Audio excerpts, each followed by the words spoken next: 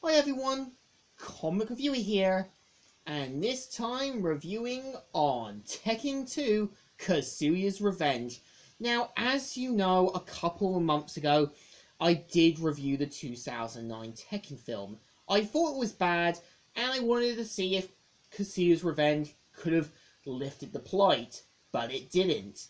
Now, keep in mind that this is meant to be a prequel to the Tekken movie, but there are some things that I feel are a bit of continuity errors, all seems a bit out of place.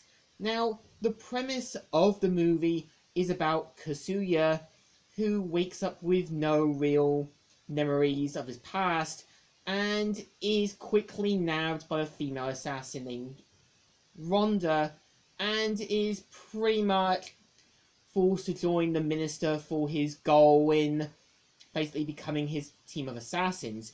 Now, I would have expected the minister to have been Lars Alexandersson, or could have been basically Li Chaolong, as it could have given Li a more of a motivation to train the next generation of assassins, and could have had Kazuya's grandfather be as a way to toughen him up.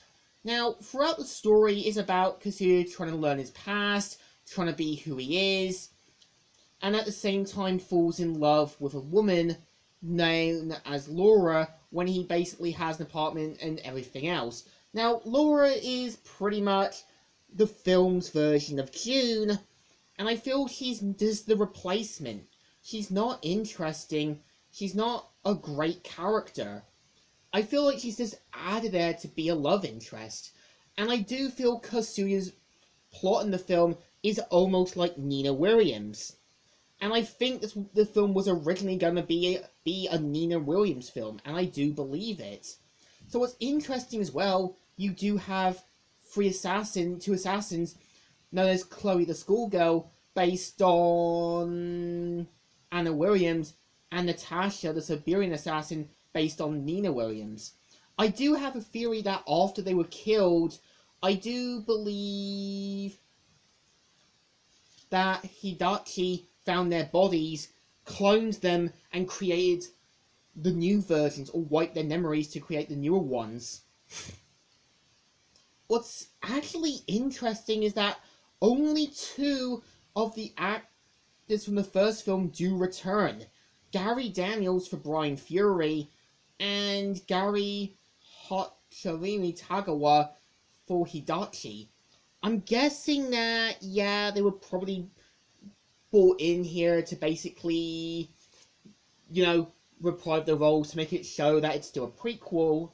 But I think the problem is that people do age, and you do see Gary Tagawa basically has aged, and yet they don't make him close to what Hidachi was. And what's interesting is that most of the film locations were filmed in Thailand, and yet the film does feel like this isn't what Tekken was supposed to be. We've seen it in the first film. It was more kind of like a slummed-like area, and yeah, China and Thailand do have slum-like areas, and I can understand that. I feel like the film could have been better had they made the prequel about Kazuya's journey into Tekken, as well as meeting Jun Kazuma and other potential fighters. This is what Tekken was supposed to be. I also know that one of the actresses, Charlotte Kerr, admitted that she never played the Tekken games, and even admitted hated working on the film. And I also know that another character,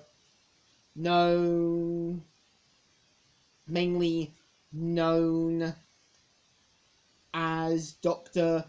Borofovich, was originally going to be in the movie, but they had to cut him down due to trying to keep close to the budget.